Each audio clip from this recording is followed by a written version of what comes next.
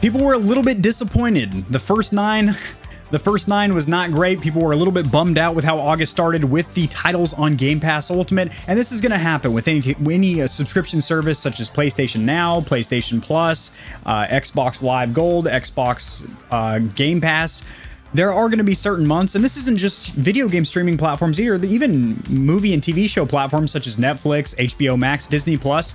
There's going to be certain months where the titles that they add are just meh. They're not great. You're not super excited about it, or blatantly frustrating months where they actually take away some content that you were really, really enjoying and replace it with some bull crap that you really just don't want to watch.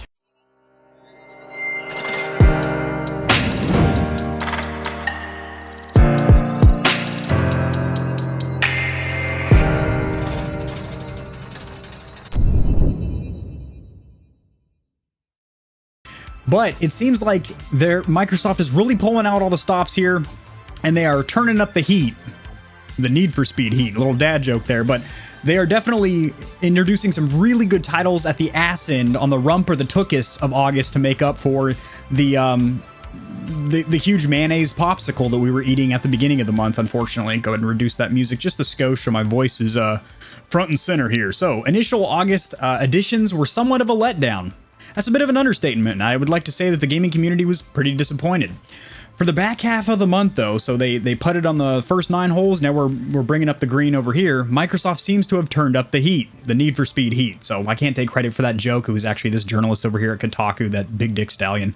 But they're dropping some real sweet titles. Humankind, now that is going to be on PC, only the PC library of Game Pass Ultimate. So when you have Game Pass Ultimate, you have titles that are specific to the Xbox One and Series, titles that are specific to the PC, titles that are specific to cloud or xCloud, Microsoft xCloud, games that are specific to Electronic Arts Play, which is EA's library of sports games and shooters like Battlefield, and then you have games that are on multiple platforms under the Game Pass umbrella, as it is shown from these parentheses right here. But we're getting Need for Speed Heat that is available on cloud and EA Play. Now, EA Play is only included if you get Game Pass Ultimate, which I do strongly advise.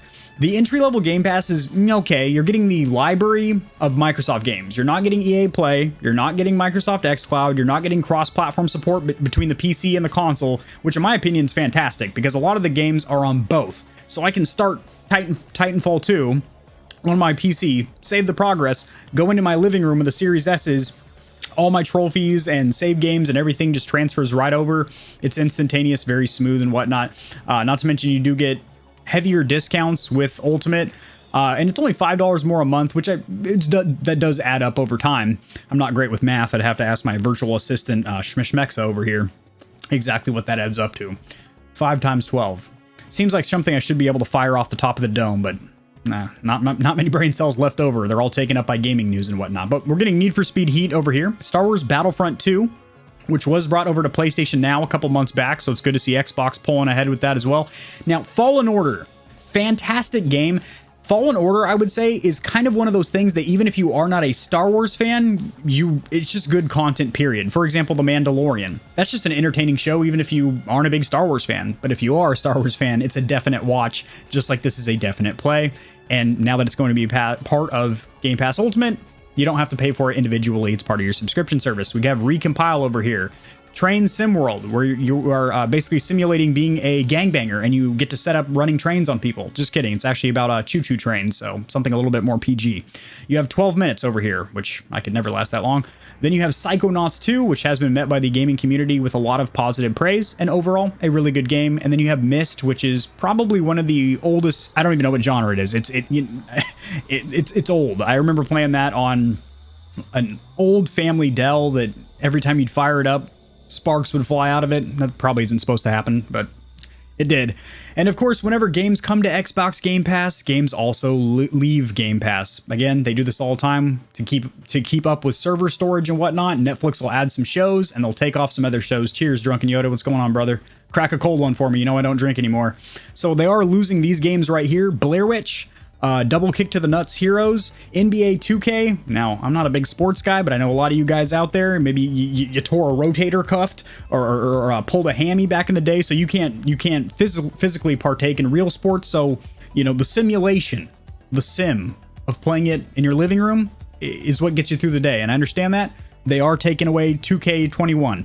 Stranger Things 3. To be 110% honest, I didn't know there was a Stranger Things game. I love the TV show. I probably really would have had a hunky-dory good time with this here. Now, there is a lot of confusion around what exactly is xCloud, Kevin. What hardware do I need to play it? Do I need a specific controller? What devices, like cell phones, can I play it on? I'm going to go ahead and clarify that right now with this article right here. Now, they do miss out on a couple devices, which I will correct this article from Reddit here. The list of devices that follows is not exhaustive. I'm exhausted just reading it because it's not complete. iPhones. So this is a recent support that has been added. It now has Apple support. Apple does not play well with others, just like Sony. They do not integrate well with other platforms. They just simply do not play well. That's why they're the last ones to jump on crossplay. You now have support for the iPhone XR, XS, 11, 11 Pro, 12 mini, 12, that's what I currently have, 12 Pro, and 12 Pro Max. Also iPads and Windows devices. So these are more or less a lot of productivity two-in-one. So like convertible tablets that are touchscreen on one end. Then they also have like a built-in keyboard as well for typing documents. It is in beta now, but it will be in the very near future available to the public, where you can actually use any PC, laptop or desktop, that doesn't have to be a gaming PC. It could be some old family Dell laptop that you know dug out of Mima's closet or something. Because you're utilizing their cloud servers to run the games, you don't have to have a powerful gaming PC, because you just have to have a decent enough internet connection up and down to play these games, which is awesome. Also, they don't mention it here, but the very first device to have support for xCloud was Android devices. So Android phones, such as Samsung's and TCL's and Sony's that run the Android operating system, they're not listed here, which is so weird because that is the first device that did have support for xCloud. Amber, welcome.